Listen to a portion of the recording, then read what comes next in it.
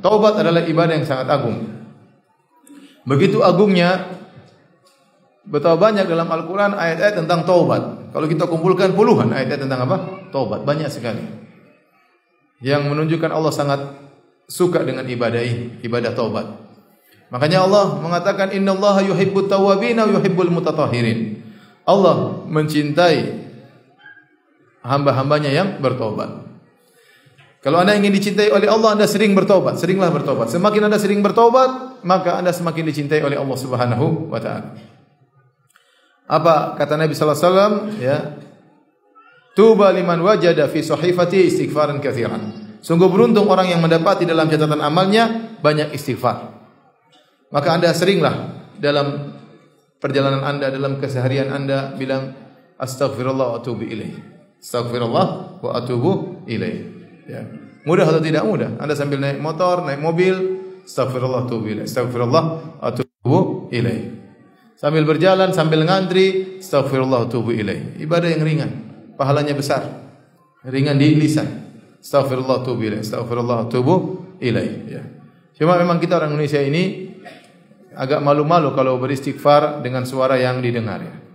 Ya, karena sekitar kita jarang yang beristighfar, jarang yang berzikir. Tapi kalau saya di Arab Saudi, sering orang-orang awam, orang-orang tua, astaghfirullah, astaghfirullah, astaghfirullah. Dalam lift, astaghfirullah, astaghfirullah, la ilaha illallah.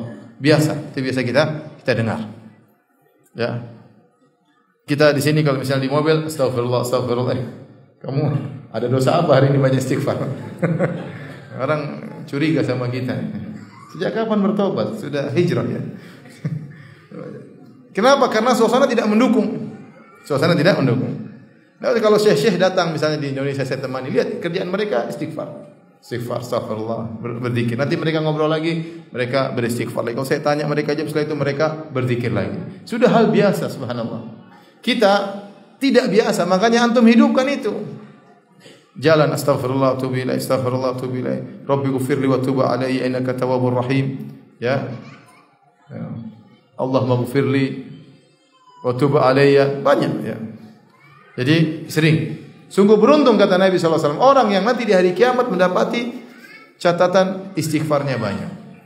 Kenapa hadirin? Allah mencintai ibadah ini. Karena kalau Anda melakukan ibadah ini, Anda benar-benar tunduk di hadapan Allah. Anda mengakui kehinaan diri Anda. Anda mengakui Anda tidak mampu terhindar dari dosa ini. Dan pengakuan Anda, penghinaan diri Anda di hadapan Allah sangat dicintai oleh Allah Subhanahu wa taala. Karena itu bukti penghambaan Anda kepada Allah Subhanahu wa taala. Mengakui kesalahan Anda. Ini ibadah sangat dicintai oleh Allah Subhanahu wa taala. Sampai begitu dicintai oleh Allah Subhanahu wa taala, Nabi pernah berkata, ya, laula lam tuthnibu la dhahaballahu bikum thumma jaa biqaumin yuthnibun fayastaghfirullah fayaghfirullahu lahum. Kalau kalian tidak berdosa, Allah akan binasakan kalian. Dan Allah akan datangkan generasi yang lain, kaum yang lain yang mereka berdosa kemudian mereka beristighfar kepada Allah Subhanahu wa taala. Jadi Allah suka jika Anda beristighfar kepada Allah Subhanahu wa taala. Ya. Sampai begitu cintanya Allah kepada orang yang bertobat, Allah sangat gembira. Sebenarnya dalam Sahih Muslim kata Nabi sallallahu alaihi wasallam, ya. Lallahu afrahu asyaddu farahan bi 'abdihi idza taba ilaihi. Hina yatubu ilaih. Sungguh Allah sangat gembira dengan hambanya tatkala bertobat kepada Allah Subhanahu wa taala. Min ahadikum kana bi ala rahilatihi bi ardin fala. Daripada salah seorang dari kalian dia sedang bersama ontanya di tengah padang pasir. Fan falatat minhu, tahu-tahu ontanya pergi kabur. Wa alaihi ta'amuhu wa syarabuhu. Ternyata di onta tersebut ada bekalnya, makanan dan minumannya. Kemudian ontanya ucul, kabur, ya. Maka dia pun pasrah. Dia tahu dia tidak bisa selamat di tengah padang pasir, tidak ada apa-apa, maka dia pun fattaja'a tahta dhilli syajarah. Maka dia ada sebuah pohon, dia pun tidur di bawah pohon tersebut menunggu kematiannya tadrijian, secara perlahan-lahan. Mulai dia kehausan, mulai dia kelaparan. Maut seakan-akan keluar darinya secara bertahap. Dan dia pasrah, dia bakalan mati. Karena mau kemana lagi? Dia tunggu kematiannya tiba.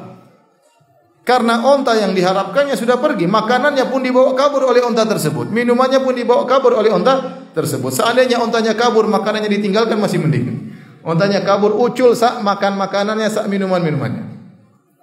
Fa bainama huwa kadzalik, tatkala dia sudah pasrah, idza huwa biha qa'imah, tiba-tiba ontanya tadi muncul kembali. Masya Allah, bayangkan orang sudah menyangka dirinya bakalan mati, tahu-tahu apa? Ada kesempatan untuk hidup kembali. Maka dia segera fa akhadha bi khitamiha, maka dia pun pegang tali kekang unta tersebut agar tidak ucul lagi. Saking gembiranya dia berkata bersyukur kepada Allah, Allahumma anta abdi wa ana rabbuk. Ya Allah, sungguh benar engkau adalah hambaku dan aku Tuhanmu ya Allah. Kata Nabi sallallahu alaihi wasallam, akhta'a min syiddatil farah, dia salah ngomong karena saking apa? Gembiranya. Ini gembiranya yang bisa digambarkan orang paling gembira di dunia orang ini. Nabi menggambarkan kalau ada orang paling gembira di dunia, inilah orangnya. Yang sudah merasa bakalan mati, tahu-tahu ada kesempatan untuk hidup kembali. Ini orang paling menggembira. Ternyata Allah lebih gembira daripada orang ini dengan tobat hambanya tatkala kembali kepada Allah Subhanahu wa taala. Ini ibadah sangat dicintai oleh Allah Subhanahu wa taala.